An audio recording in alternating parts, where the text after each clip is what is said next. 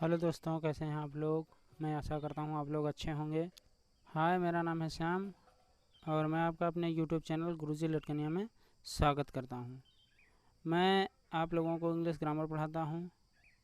इससे पहले भी मैंने वीडियोस अपलोड किए हुए हैं, आप लोग मेरे चैनल पर जाके देख सकते हैं।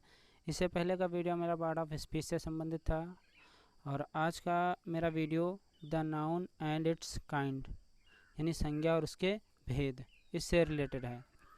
तो आइए पढ़ते हैं। और हाँ, अभी तक आपने मेरे चैनल को अगर सब्सक्राइब नहीं किया हुआ है तो प्लीज़ मेरे चैनल को सब्सक्राइब करिए, लाइक करिए और अपने दोस्तों में शेयर करिए ताकि उनको भी ये सब बेसिक जानकारी हो सके।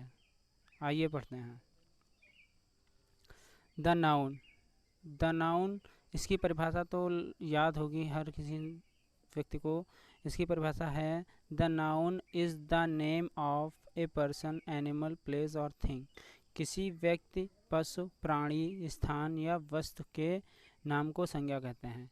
किसी भी व्यक्ति, वस्तु अथवा प्राणी के नाम को हम संज्ञा कह सकते हैं, या किसी कोई वस्तु हो या व्यक्ति हो, उन सभी के नाम को हम संज्ञा कह सकते हैं।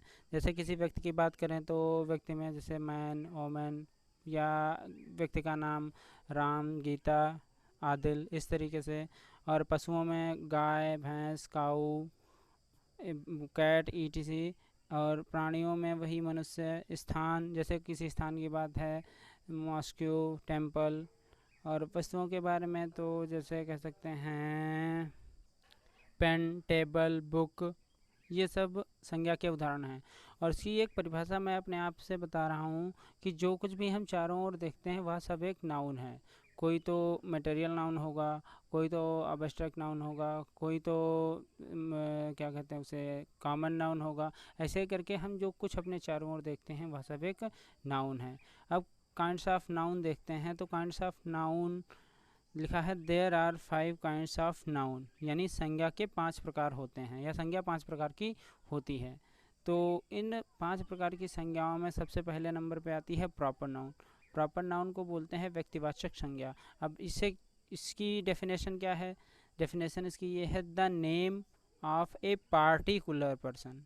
Particular person, place, things is called proper noun. यानी किसी भी व्यक्ति, स्थान या वस्तु के नाम को व्यक्तिवाचक संज्ञा कहते हैं। किसी भी व्यक्ति, वस्तु अथवा स्थान के नाम को, किसके, व्यक्ति या वस्तुओं के या स्थान के नामों को इसमें रखा जाता है। जैसे कोई व्यक्ति है, मान लिया जैसे कोई मैन है, उसका नाम है मोहन, तो इसका मोहन जो है ये प्रॉपर नाउन है। सीता ये प्रॉपर नाउन है। गंगा या नदी है, ये भी प्रॉपर नाउन है। दलई एक शहर है, दिल्ली, ये भी प्रॉपर नाउन है। तो यानी प्रॉपर नाउन में किसी व्यक्ति, वस्तु अथवा स्थान के नामों का बोध होता है। इसमें केवल और केवल नाम आते हैं। और प्रॉपर नाउन की खासियत ये है, प्रॉपर नाउन का ये एक खासियत है कि proper noun start with a capital letter, यानी प्रॉपर नाउन की शुरुआत हमेशा एक बड़े अक्षर से होती है। हमेशा जहाँ कहीं भी प्रॉपर नाउन लिखा जाएगा उसका पहला अक्षर सदैव बड़ा बनेगा। अब दूसरे नंबर पे क्या, सेकंड नंबर पे आता है जो कॉमन नाउन। कॉमन नाउन को बोलते हैं जातिवाचक संज्ञा। अब इसकी डेफिनेशन है, the word which is used as the common name of person, place और thing is called common noun. यानी जो शब्द किसी एक ही जाति के, किसी एक ही जाति के सभी व्यक्तियों या सभी स्थानों या सभी वस्तुओं के लिए प्रयोग होता है उसे जातिवाचक कहते हैं। कोई एक व्यक्ति हो और उसका नाम लेकर सारी उसकी जाति का बोध कर दिया जाए तो ऐसी सिचुएशन में कॉमन नाउन आता है। जैसे बॉय, बॉय माने लड़का। अब लड़का मतलब सारे के सारे लड़कों की बात। मैन मतलब व्यक्ति, सारे के सारे व्यक्तियों की बात। सिटी मतलब शहर, सिटी चाहे दिल्ली हो, चाहे मुंबई हो, चाहे कोलकाता हो, चाहे लखनऊ हो, या कोई भी शहर हो, सिटी माने शहर। फिर उसके बाद रिवर, रिवर माने नदी। गंगा, यमुना, कावेरी, ये सब सारी नदियाँ एक ही बार में, एक ही शब्द में इन सारी नदियों का बोध होता है। इसी प्रकार से काऊ है, COW, काऊ। काऊ माने गाय। जैसे हम बोलें कि the cow gives us milk, गाय हमें दूध देती है। तो यहाँ पे गाय जो है ये एक पार्टिकुलर नहीं है, ये कॉमन है। ये कॉमन है। कॉमन ये है कि ये सारी गायें हमें दूध देती हैं, कोई एक पार्टिकुलर गाय नहीं है जो हमें दूध देती है। सारी गायें हमें दूध देती हैं। अब कॉमन नाउन समझ में आ गया होगा। इसके बाद नंबर 3 पे आता है कलेक्टिव नाउन। अब कलेक्टिव नाउन किसे कहते हैं, देखिए ज़रा। कलेक्टिव नाउन में लिखा है, कलेक्टिव नाउन की परिभाषा कुछ इस प्रकार है, the word which is used as the name of collections of persons, animals और things is called collective noun। यानी जो शब्द व्यक्तियों, पशुओं या वस्तुओं के समूह का बोध कराता है उसे समूहवाचक संज्ञा कहते हैं। यानी इस नाउन से किसी व्यक्ति, वस्तु अथवा स्थान के पूरे समूह का बोध होता है। जैसे इसके एग्जाम्पल कुछ इस प्रकार हैं, जैसे लिखा आर्मी। आर्मी माने होता है सेना। अब सेना फौजियों का समूह है, उसमें बहुत सारे सोल्जर्स होते हैं, तभी जाके वो सेना हो पाती है। कोई एक अगर सोल्जर होगा तो वहाँ पे सेना नहीं कही जाएगी। आर्मी मतलब फौजियों का, सोल्जर्स का समूह, कलेक्शन ऑफ सोल्जर्स। उसके बाद क्लास। क्लास कोई एक बच्चा बैठा हो पूरी क्लास में, पूरे रूम में, तो क्लास नहीं कही जा सकती। पूरे रूम में कम से कम 10, 12, 15, 20 या उससे ज़्यादा भी अगर बच्चे हैं तभी वो क्लास होगी। उसके बाद फ्लीट। फ्लीट माने एक तरीके से झुंड होता है। झुंड तो मतलब समझ ही गए होंगे। फ्लॉक। टीम। टीम माने दल। कोई एक, जैसे अपनी भारतीय टीम में मतलब क्रिकेट टीम में 11 प्लेयर होते हैं। अब कोई एक प्लेयर हो और उसे आप टीम नहीं कह सकते।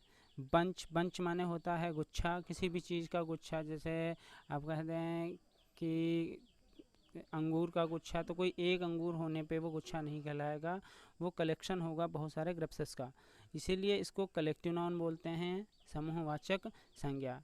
अब 3rd नंबर तो समूहवाचक संज्ञा हो गया। 4th नंबर पे आता है मटेरियल नाउन, पदार्थवाचक संज्ञा। पदार्थवाचक संज्ञा की परिभाषा कुछ इस प्रकार है, लिखा है the name of any material which is used to make other things is called material noun.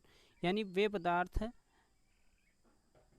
पदार्थवाचक संज्ञा कहलाते हैं जिनसे अन्य वस्तुएं बनाई जा सकती हैं।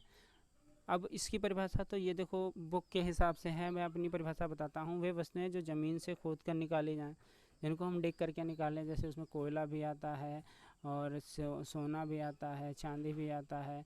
तो ऐसी वस्तुएं जिन्हें हम ज़मीन से खोद के निकालें, अथवा वे वस्तुएं जिनसे अन्य वस्तुएं बनाई जा सकती हैं।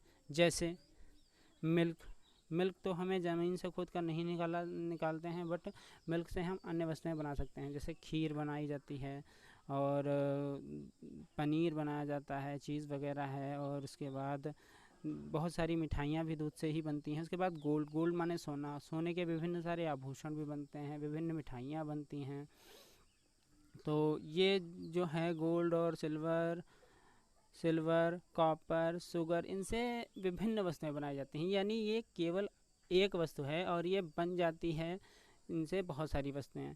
मिल्क, ये अपना पहला अस्तित्व खो देता है। यानी जो मिल्क है, ये रसगुल्ला जैसे इसका बनाया गया तो ये अपना मिल्क का अस्तित्व खोकर रसगुल्ला बनता है। बट ये गोल्ड जो होता है ये अपना अस्तित्व नहीं खोता। इसको किसी भी सांचे में डाल दें हम, ये गोल्ड ही रहेगा। इसके बाद सिल्वर है, कॉपर है, शुगर अपना मेल्ट हो जाती है, ये अपना अस्तित्व खो देती है। ये भी एक परिभाषा है कि जो वे वस्तुएं जो अपना दूसरी वस्तुएं बनकर अपना अस्तित्व भी खो दें, जो मूल रूप खो दें, उन्हें मटेरियल नाउन कहते हैं। तो मटेरियल नाउन भी समझ में आ गया होगा। अब आगे बढ़ते हैं। आगे लिखा है एब्स्ट्रैक्ट नाउन। एब्स्ट्रैक्ट नाउन होता है भाववाचक संज्ञा। इसकी परिभाषा है the name of any quality और एक्शन और state is called abstract noun. यानी किसी गुण, कार्य अथवा अवस्था को भाववाचक संज्ञा कहते हैं। किसी भी गुण हो किसी व्यक्ति का, कोई कार्य हो उसका, अथवा उसकी कोई अवस्था हो, ठीक, अवस्था हो, उसको हम भाववाचक संज्ञा कहते हैं। जैसे लिखा है एनी क्वालिटी, कोई भी उसका गुण हो वो भाववाचक संज्ञा के अंतर्गत आता है। अब भाववाचक संज्ञा में देखिए एग्जाम्पल हैं ऑनेस्टी, पॉवर्टी, करेज, ब्रेवरी, ईटीसी। इसके ये सब उदाहरण हैं। इसके अतिरिक्त बहुत सारे उदाहरण होते हैं।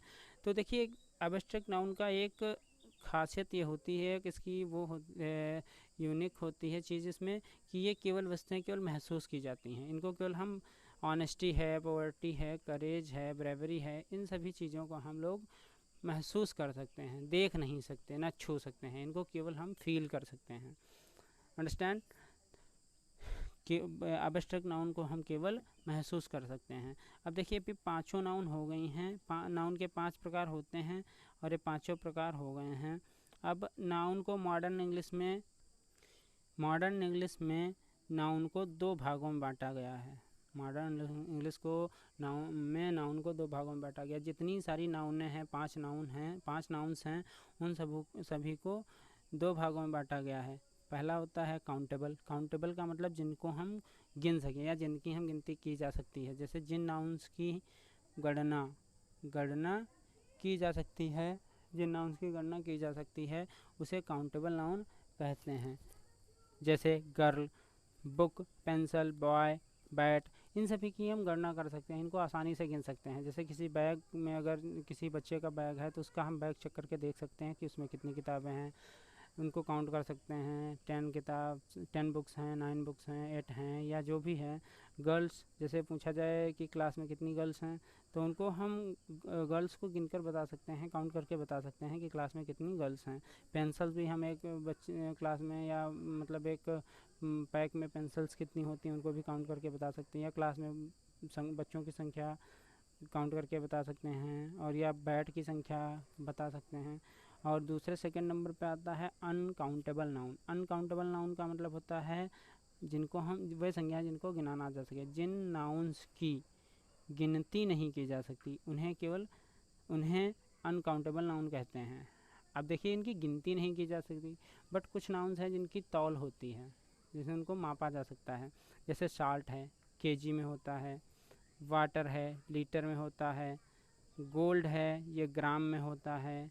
मिल्क है, ये भी लीटर में होता है। बट ये जो होती हैं ये केवल महसूस की जा सकती हैं। जैसे अनकाउंटेबल नाउन है ट्रुथ माने सत्य, वह लड़का कितना सच्चा है, ये केवल महसूस किया जा सकता है, इसकी कोई नाप नहीं है। साल्ट केजी है, इसको गिना नहीं जा सकता, 1 साल्ट 2 साल्ट ऐसे नहीं गिना जा सकता, बट इसकी गणना की जा सकती है केजी में, 1 केजी 2 केजी।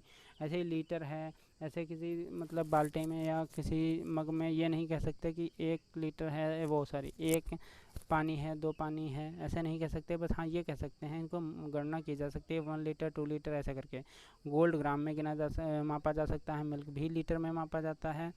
और ऑनेस्टी ये मापी नहीं जा सकती, इसको केवल महसूस किया जा सकता है। आई होप कि मेरे द्वारा पढ़ाया गया ये सारा टॉपिक आप लोगों की समझ में आया होगा।